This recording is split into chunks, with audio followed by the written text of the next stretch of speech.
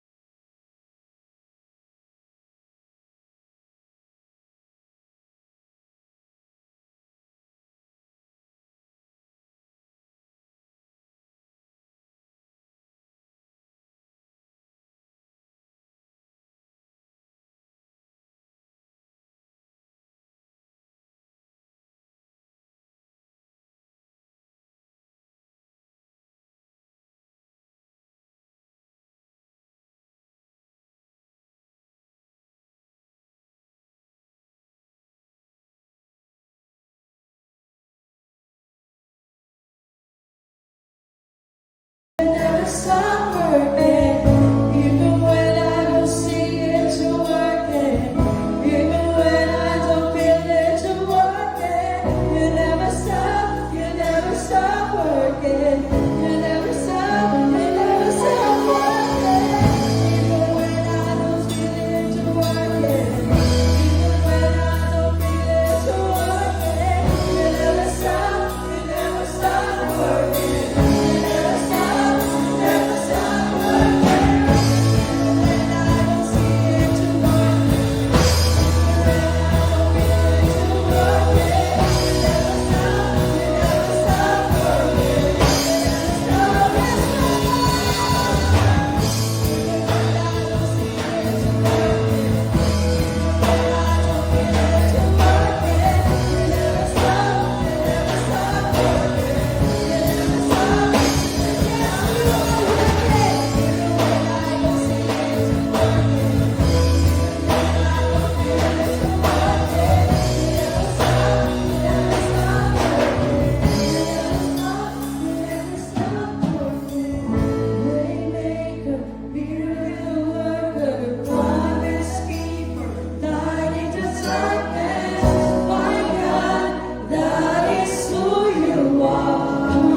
Let's shout it out.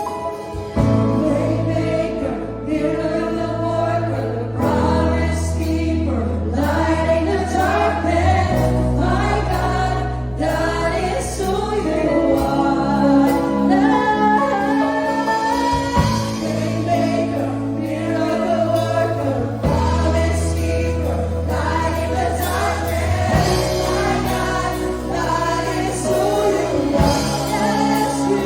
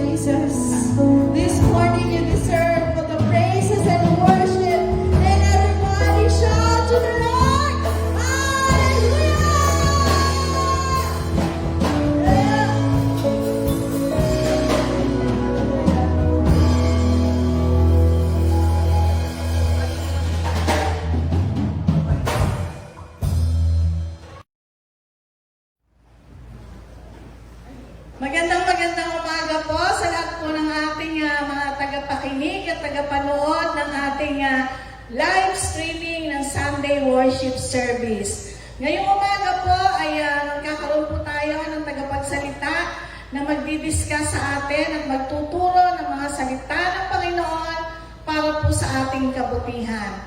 At narito na po, ipinapakilala ko po sa inyo ang ating mentor this day. Walang iba kundi si Pastor Noel V. Gomez. Hello everyone! It's a wonderful morning, afternoon, and evening to all of you out there na nasa inyo po mga tahanan. And first of all, I would like to thank our music team sa kanila pong mga awitin kanina na atin pong narinig. It's Sunday again, and I'm thanking God that He always giving us an opportunity na tayo po ay magkasama-sama sa panambahan. And thank you again for keep on joining us on our church online live streaming. And I hope na every Sunday po ay nabe-bless ang bawat isa sa inyo na nanonood po, nakikisamba sa atin pong ginagawa na panambahan sa atin pong mga panambahan. Bagamat tayo po ay magkakalayo, alam ko po na hindi po naman ito hadlang upang tayo po ay patuloy na makasamba po sa ating Panginoon. Okay? At sa atin pong pagpapatuloy, nais ko po na tayo po ay manalangin sama-sama. I'm inviting everyone na tayo po ay magkaisa sa panalangin. Tayo po lahat ay kayo po na mga naririyan sa inyong mga tahanan, kayo po na mga brothers and sisters in Christ, inihiling ko po na tayo ay manalangin. Let us bow our heads and let us close our eyes.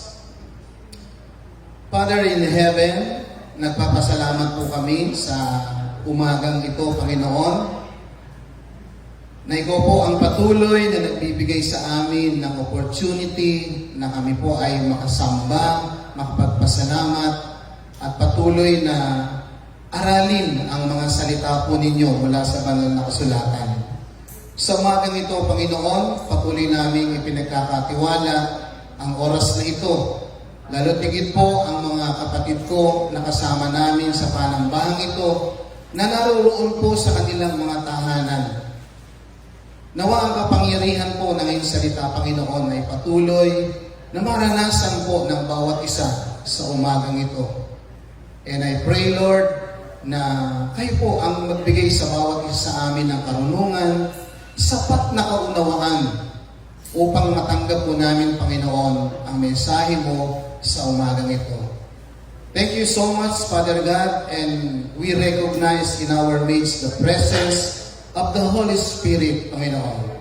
Tunay nga, O Diyos, na sa iyo po kami nagpapasalamat at patuloy na umaasa sa kaayusan at katagumpayan po ng aming panambahan sa umagang ito. This is our prayer in the name of the Father, the Son, and the Holy Spirit. Amen. Amen at amen. Okay? Sunday again. At tayo po ay patuloy na mag-aaral ng salita po ng Diyos. And I hope na every Sunday ay nabe-bless po kayo sa bawat mga message na narinig po natin. Even yung ating pong midweek service every 4 p.m. ng Thursday. I hope na nakikijoin din po kayo sa ating mga gawain po na yan.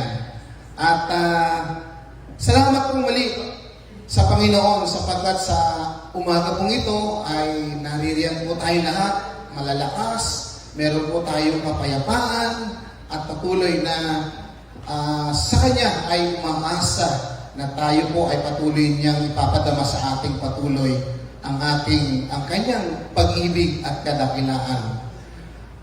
I would like to take this opportunity bago po tayo magpatuloy. I want to greet my daughter who was celebrating her birthday today. Si Apple, ang akin pong panganay na anak. So happy birthday, anak. God bless you. May the Lord bless you more years to come. Okay, so now, let us proceed to the message of the Lord sa bawat isa po sa atin sa umagang ito. Our text ay mula po from the book of 1 Peter chapter 1 verses 1 until 7. Okay. Samahan niyo po ako sa pagbabasa ng salita ng Diyos upang sa ganun po, higit po natin at lubos nating maunawaan ang sinasabi po ng salita ng Diyos. In verse 1, it is written, Peter, an apostle of Jesus Christ, to God's elect, exiles scattered throughout the provinces of Pontus, Galatia, Cappadocia, Asia, and Bithynia, who have been chosen according to the foreknowledge of God the Father, through the sanctifying work of the Holy Spirit, to be obedient to Jesus Christ, and is sprinkled with His blood. Grace and peace be yours in abundance. Praise be to the God and Father of our Lord Jesus Christ. In His great mercy, He has given us new birth into a living hope through the resurrection of Jesus Christ from the dead, and into an inheritance that can never perish, spoil, or fade. This inheritance is kept in heaven for you. Verse 5, who through faith are shielded by God's power until the coming of the salvation that is ready to be revealed in the last time. In all this, you greatly rejoice, though now for a little while you may have had to suffer grief in all kinds of trials. And last verse, these have come so that the proven genuineness of your faith of greater worth than gold, which perishes even though refined by fire, may result in praise, glory, and honor when Jesus Christ is revealed. That is the Word of God na atin pong pag-aaralan this morning, mga kapatid. And as we continue, ang ating pong introduction ay ganito po. First of all, the message, the word that we read earlier, ay it is a letter from Peter, mga kapatid. Unawain po natin mabuti na ang mga salita po na ating napakinggan kani-kanil lamang ay isang letter po ni Peter. Who is Peter? Si Peter po ay kabilang sa mga disciples ng ating pong Panginoon. At kilalanin po natin siyang mabuti sa mga sandali pong ito. Okay? Peter is a man who had trouble with his temper. Si Peter po, mga kapatid, ay isang disipulo po ng ating Panginoon na mayroong problema po sa kanyang yung temper po niya, na maiinitin po yung kanyang ulo, mahirap po siyang magkaroon ng control. Okay, ano pa po? Pangalawa po, sabi diyan, Peter is a man who had trouble with temptation. Madali po siyang matukso, mga kapatid. And next is, Peter is a man who had trouble with his tongue. Siya po ay isang tao po na meron ding problema sa kanyang mga pananalita. Alam niyo po, mga kapatid, ang mga bagay po na iyan na binanggit natin patungkol kay Peter, sometimes ako o tayo po na mga nakakapakinig, minsan ganito po tayo na hindi rin tayo, kahit na po tayo ay meron na pong relasyon sa Panginoon, hindi pa rin po tayo nakakatagumpay sa mga bagay na binanggit patungkol kay Peter. Okay? And to know Peter well is to know ourselves well. Para po makilala po natin ng higit at lubusan si Peter, ay kailangan po natin na makilala po natin din yung sarili natin. Paano po ba tayo namumuhay sa harapan ng Panginoon? Katulad din po ba tayo ni Peter na mayroong mga problema na kahit na po siya'y naglilingkod sa ating Panginoon, katulad po natin, hindi po tayo din ba nakakaiwas sa mga ganitong problema? Okay, let us continue. Sabi po dyan, a letter to believers. The words na binasa po natin kanina mga kapatid was addressed to the believers. Yung mga talata po na binasa po natin kanina, na narinig po natin, ay ito po yung tumutukoy at ito po yung mga bagay na kung saan ay nagpapahayag paano po ba tayo dapat na magpuri sa ating Panginoon. Okay, so a letter to believers, yan po ang tandaan po natin. In verse 2, sabi po dyan, who have been chosen according to the foreknowledge of God the Father through the sanctifying work of the Holy Spirit, to be obedient to Jesus Christ and is sprinkled with His blood. Grace and peace be yours in abundance. Okay, sabi po doon sa verse 2, binanggit po doon, kayo po na mga hinirang ng Diyos, kayo po na mga pinili ayon sa kanyang kaalaman mula't mula pa. Ang sabi po doon, kayo po ay pinabanal ng banal na Espiritu at kayo po ay inaatasan na maging obedient sa ating Panginoon na kung saan ay nilinis ng kanyang dugo. Yan po ang sabi doon. Na kung saan itong letter of Peter was addressed doon sa mga believers. At alam niyo po mga kapatid, ang tanong po, ito po bang letter na ito ay para lang sa mga believers? Okay, kung tayo po, maging kayo man po na naririyan sa inyong tahanan, kung kayo po ay nananampalataya sa Panginoon, meron kayong relation sa ating Panginoon bilang your Lord and Savior, ito pong mga talata na ito, itong message na ito ay para sa atin pong lahat, mga kapatid. Okay, patuloy po tayo. So sa Roman number 2 po mga kapatid, as the body of this message, ay talakayin po natin, what are the reasons?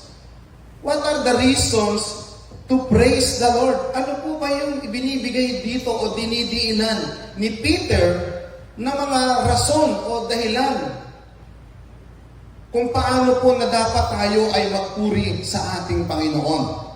Okay. Number 1 reason to praise the Lord. Sabi po dyan, God has given us a living hope. Let us read again in verse 3. Sabi po doon, praise be to the God and Father of our Lord Jesus Christ. In His grace, mercy, He has given us birth into living hope. Yun po ang sabi doon. Meron pong underline yung living hope na letter po dyan na ibig sabihin, ini-emphasize po yan mga kapatid na ito po yung dahilan o reason kung bakit kailangan po natin na magpuri po sa ating Panginoon. Sabi po niyan, through the resurrection of Jesus Christ from the dead. Ulitin po natin, number 1, sabi po doon, God has given us a living hope. Paano po natin ito uunawaing mabuti, mga kapatid? Sabi po sa unahan po ng verse 3, papurihan natin at pasalamatan natin ang Diyos Ama ng ating Panginoong Jesucristo. Dahil po sa kanyang habag at biyaya, binigyan niya po tayo ng panibagong buhay, mga kapatid. At ito po ang nagtindaan upang tayo po ay magkaroon po ng tinatawag na living hope, mga kapatid. At paano po yan magaganap? It is because or through the resurrection of Jesus Christ from the dead. Yun po yung dahilan kung bakit po tayo nagkaroon ng tinatawag natin na living hope. Yung pong muling pagkabuhay ng ating Panginoon mula sa mga patay. So kung hindi po totoo na nabuhay ang ating Panginoon mula sa mga patay, wala po tayong tinatawag na living hope. So that's why Peter was given us as the purpose on why we are going to praise the Lord. It is because of the living hope na nagmula po sa ating Panginoon. Kaya mga kapatid, I believe na napakarami po natin na dapat pasalamatan sa Panginoon. Marami tayong mga bagay, mga pagpapala na tinanggap mula sa Panginoon at naranasan natin na kailangan po nating ipagpasalamat. But yung ating pong pinag-aaralan ngayon, mga kapatid, ay ito po yung tumutukoy sa ating spiritual life na kung bakit at paano po tayo dapat na magpasalamat sa Panginoon. At ano yung rason, ano yung dahilan, bakit po tayo kailangan magpuri sa ating pong Panginoon. That is because, number one, that is because of the living hope through Jesus Christ, through His resurrection from the dead. Okay, so let us continue. The condition of people without Christ. Tingnan po natin yung kondisyon ng mga tao bago po sila magkaroon ng relasyon sa Panginoon or yung mga tao po na walang relasyon sa ating Panginoon. What are the condition? Let us check. They have no real hope. First of all, mga kapatid, a person without relation sa ating pong Panginoon, they have no real hope. Wala po silang pag-asa. Yan ang dapat po nating tandaan. In Ephesians chapter 2 verse 12, sabi po dyan, remember that the time you were separate from Christ. Yung panahon po na wala pa tayong relasyon sa Panginoon or anyone na wala pang relasyon sa ating Panginoon, sabi po dyan, excluded from citizenship in Israel and foreigners to the covenant. Ang sabi po doon, kapag tayo po o ang isang tao po or nung time na tayo po hiwalay pa kay Kristo, tayo po ay excluded from the citizenship in Israel and foreigners to the covenant of the promise. Hindi po tayo kasama sa pangako, tayo po ay mga manlalakbay lang. Kaya sabi nga po doon, hindi excluded po tayo from the citizenship in heaven, mga kapatid. Without hope, ito po yung sinasabi kanina, na kondisyon ng isang taong wala si Kristo sa kanya. Without hope and without God in the world. So that is the condition, mga kapatid. Okay, what else? Sabi pa dyan, they may have false, hope. Maaring yung kanilang pag-asa na inaasahan ay mali, mga kapatid. Yung po ang sabi niyan. Let us read Proverbs 11 verse 7. Sabi po dyan, when a wicked man dies, his soul perishes, all he expected from his power comes to nothing. So sabi po doon, yung tao pong masama, kapag siya ay namatay, wala na pong pag-asa. Yung kanyang inaasahan, sayang lang po. Nakala niya, meron siya talagang pag-asa. Pero mali ang kanyang inaangking pag-asa. Dahil kapag namatay, ang isang tao na wala kang relasyon sa ating Panginoon, hindi mo mararanasan yung ibinangako ng ating Panginoon na magaganap sa iyo. Okay? Man's condition without Christ. Okay, tingnan po natin. Man's condition without Christ. Contrast to Peter's living hope. Tingnan po natin yung kondisyon ng taong walang Kristo sa buhay niya at yung view ni Peter doon sa binasa po natin ang mga talata kanina. Sabi diyan, unang-una po, Christ is alive. Mga kapatid, pag binasa natin po ang Romans chapter 1 verse 4, it is because of the power of God na kung saan binuhay po muli ang ating Panginoon.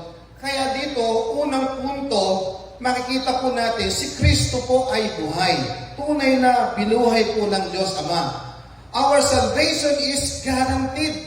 Yung kaligtasan po natin ay sigurado.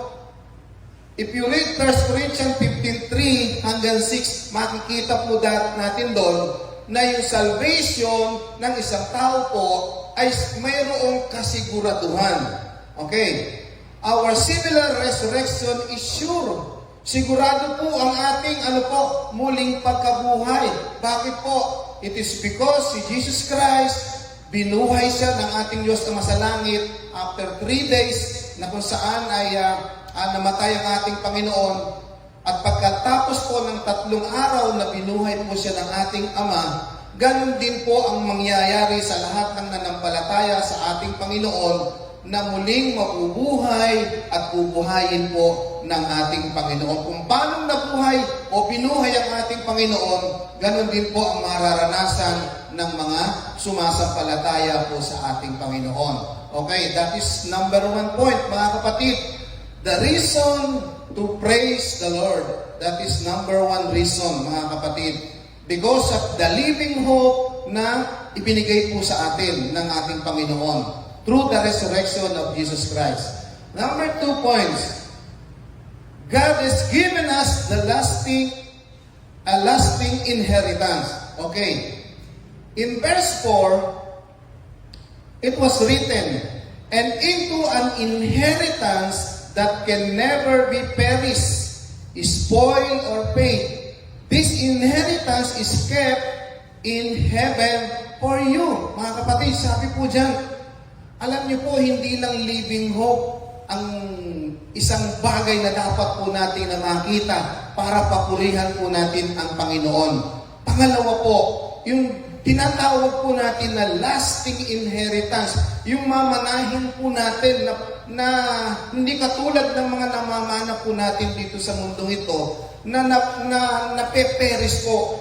Yung inheritance po natin in heaven, sabi po dyan, it can never be perished, spoiled, or paid. Hindi nabubulok, hindi kumukupas, mga kapatid. Yan ang kaibahan po ng ating mamanahin doon sa kalangitan o ng isang tao na kapag tayo po ay mayroong relasyon sa ating Panginoon. So napakahalaga po na tayo ay mayroong relasyon po sa ating Panginoon. That is number 2 reason why we have to praise the Lord. Tandaan po natin, it is because of the lasting inheritance na ating pong mararanasan, mga kapatid. Okay, let us continue. Sabi po dyan, Peter was the son of poor fisherman. His earthly inheritance would have been small. Sabi po dyan, si Peter daw po ay isang anak lamang ng mahirap na fisherman. Maaring yung kanyang mamanahin ay maliit lamang. But sabi po sa pag-aaral, but he had left all to follow Christ. Hindi niya po inintindi yun, mga kapatid. Ang ginawa po niya, sumunod po siya sa ating Panginoon upang maglingkod at sumunod sa kanyang kalooban. Now, Peter realized that he has a great inheritance ahead, one that is incorruptible and won't decay. Sabi po doon, na-realize po ngayon ni Peter, mga kapatid, na yung kanyang great inheritance sa kalangitan na makakamtan po niya ay hindi po katulad ng mamanahin niya dito sa lupa o sa kanyang magulang na may kukonsider po natin na corruptible. But yung great inheritance po dito na binabanggit, mga kapatid, kailangan po natin na maunawaan na it is incorruptible and won't decay. Ibig sabihin, hindi nasisira, hindi binubukbok, o hindi ito nagpe-fade, katulad po ng binanggit natin kanina. One that is undefiled and pure, not fade away, one that is reserved in heaven. So yun po, pure, ang ating pong mamanahin at hindi yan nagpe-fade, and one that is reserved in heaven. Yan po yung nakalaan sa bawat isa doon sa kalangitan. Okay. Number 3 points, reasons to praise the Lord. Okay? Sabi po dyan, God has given us a lifetime, of powerful protection. Wow! Ang ganda po nitong pangatlong puntos na to, mga kapatid. Ang sabi po doon, binigyan tayo ng Diyos ng lifetime of powerful protection, mga kapatid. na proteksyon na hindi katulad ng nararanasan natin dito sa lupa. Kaiba yung protection na ibinigay sa atin o ibinibigay sa atin ng Diyos na siyang dahilan kung bakit kailangan nating magpuri at magpasalamat po sa ating Panginoon. Let us read verse 5. True faith are shielded by God's power until the coming of the salvation that is ready to be revealed in the last time. Mga kapatid, ano po yung sinasabi ng verse 5? Dahil sa inyong pananampalataya sa Diyos, ang sabi po niyan, tayo po ay shielded by God's power hanggang sa dumating ang pagliligtas na kung saan ay nakahanda pagdating na mahayag ang ating Panginoon sa takdang panahon, mga kapatid. Yon ang pangatlo pong puntos na kailangan daw po na tayo ay magpuri sa ating Panginoon. That is the view of Peter from his letter. The reason, number 3 reason why we have to praise the Lord. Okay, let us continue. We are kept and guarded by the power of God. Sabi po doon, iniingatan niya po tayo at ginagabayan ng kapangyarihan po ng Diyos. And next, our Lord cares for us every day. Napakaganda po yung marinig po natin na mayroong nagkikare po sa atin. Lalo tigit kung alam po natin ang nagkikare sa bawat isa po sa atin ay walang iba po kundi ang ating Panginoon. Amen po ba? So, ang pangatlong puntos ko, sabi pa po dito, He provides power to overcome temptation.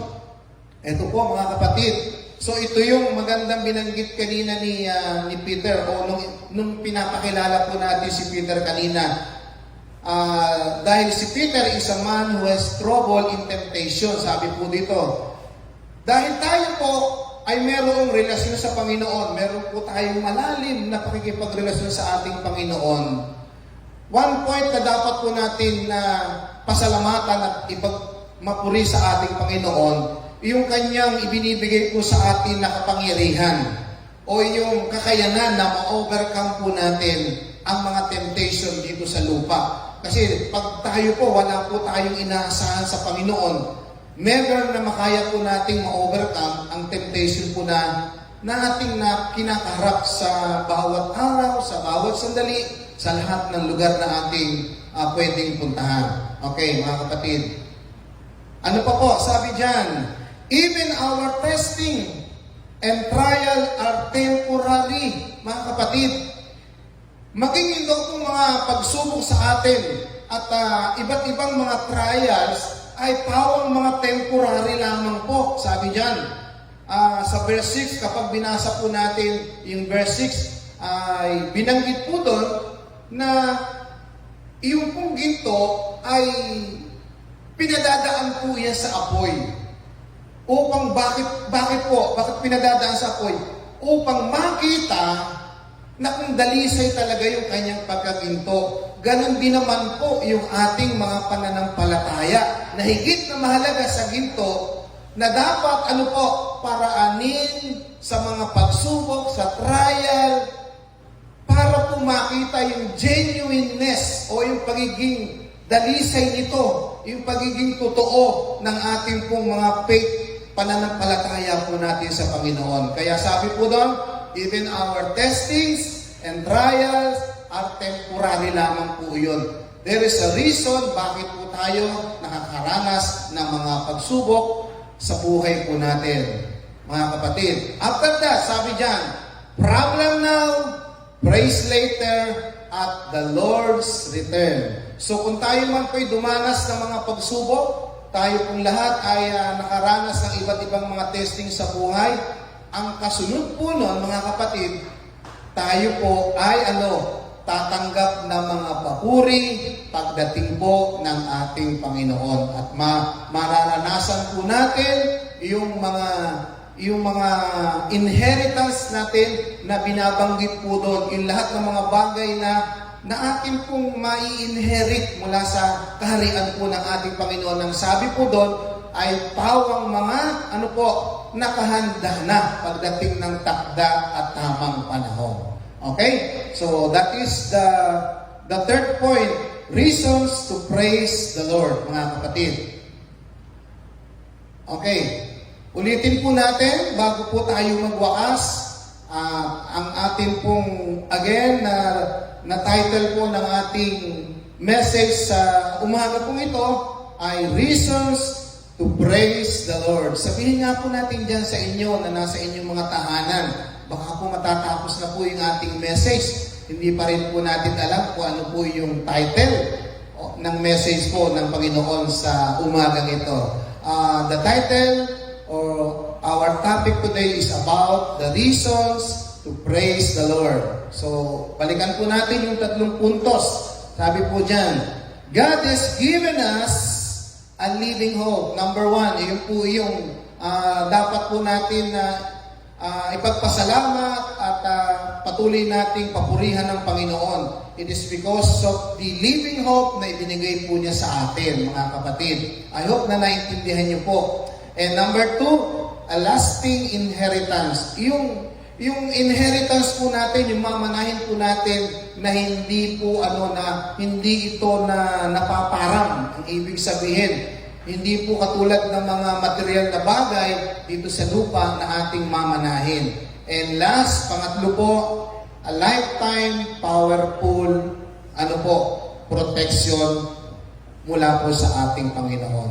So mga kapatid, sa ating pong natapos na mensahe ngayong umagang ito, I hope na ito po ay magbigay sa inyong lahat, sa bawat isa po sa atin, na naririyan po sa inyong tahanan kung paano po na tayo ay patuloy na meron po tayong paglalaan ng pagpupuri at pagpapasalamat sa ating Panginoon. Kung babalikan po natin yung 3 bagay po na yan, napakahalaga po para maging, ito po yung sapat ng dahilan para po tayo ay magbigay ng papuri at pasasalamat sa ating pong Panginoon. Salamat po ng marami, pagpalain po kayong lahat ng ating Panginoon. Kayo po na napatuloy na nakikisamba sa amin sa gawain na ito, every Sunday po, nawa pagpalain po kayong lahat ng ating Panginoon. So tayo po muna ay manalangin bago po tayo maghiwa-hiwalay. At sana po kayo po ng mga nanonood dyan, buo ang pamilya nyo, dahil nais ko po na ipanalangin ngayong umaga ang bawat mga miyembro ng inyong pong mga pamilya. Let us bow our heads again and close our eyes. Heavenly Father, salamat po Panginoon sa natapos po namin na pag-aaral po ng inyong salita. Salamat po sa mga reasons na ibinigay niyo sa amin through Peter, Panginoon, from your word, kung bakit at ano ang dahilan na kami po ay magpasalamat at magpuri sa iyo. We pray, Father God, na nawa sa umaga dito, ang bawat nakinig po ay patuloy na napagpala ng mga mensahe at salita po na mula sa inyong, mula sa Biblia, Panginoon. Tulungan mo po ang mga kapatid ko na nanonood at laging nakikisama po sa amin na ang bawat mga mensahe po ay maging kapaki-pakinabang sa kanilang pamumuhay bawat araw. Sa sandaling ito, Panginoon, nais ko pong idalangin at itaas sa inyo ang lahat ng mga pamilya na naririyan sa kanilang mga tahanan sa mga sandaling ito na nakikinig, nanonood, nakikisama po sa amin. I pray, Father God, na patuloy niyo po silang bigkisin ng inyong pag-ibig, Panginoon. At ang patuloy na habag at biyaya ay patuloy niyo pong iparanas sa buong pamilya, Panginoon. Your protection, Panginoon, be upon with them. Ang provision, pangangailangan po nila sa bawat araw, lalo tigit po sa panahon po na ito na may kabigatan, Panginoon. Huwag niyo pong hayaan na magkulang ang bawat pangangailangan ng mga pamilya. At tulungan niyo rin po silang lahat, Panginoon, maging iilan lamang ang pamilya nakatabi sa mga sandaling ito. Inilalapit ko rin po sila sa inyo. Nanawa, Panginoon, abutin niyo po sila. Ipadaman niyo po ang inyong iyong pagkilos, ang iyong masaganang biyaya, tabag, pagmamahal sa bawat isa, Panginoon. Pagpalain po ang lahat ng nanonood ngayon at nakikisama sa amin sa umagang ito, Panginoon. Maraming pong salamat, O Diyos, at sa iyo po namin ibinabalik ang pinakamataas na papuri.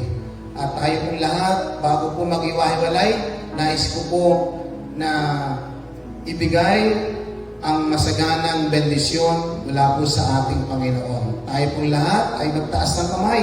Kayo po na nandidiyan sa inyong mga tahanan, tanggapin po natin ang masaganang bendisyon mula po sa ating Panginoon.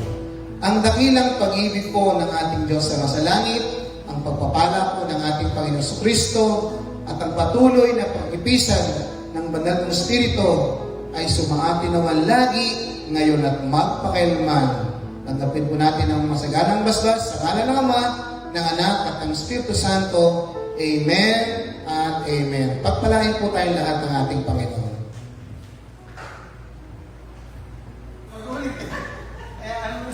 Maraming salamat po sa lahat ng mga nanood, nakinig at nakisamba sa ating Sunday live streaming ng Jesus God's Word to All People Church.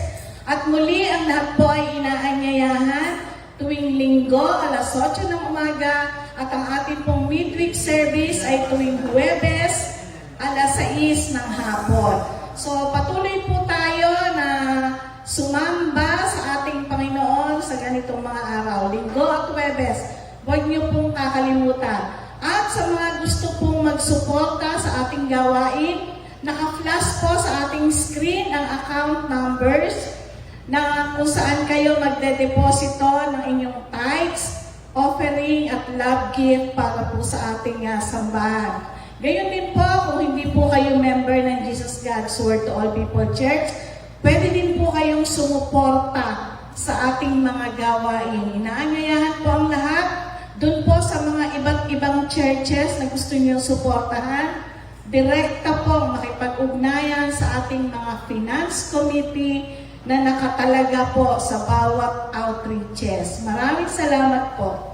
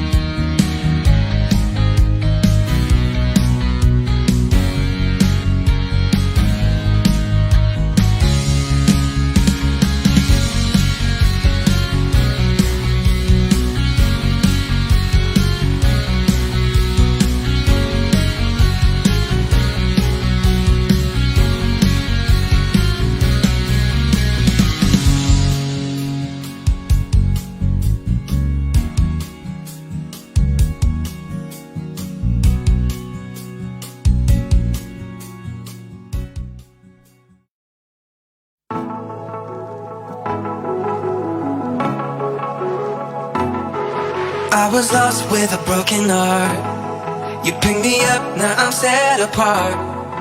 From the ash I am born again, forever safe in the Savior's hands.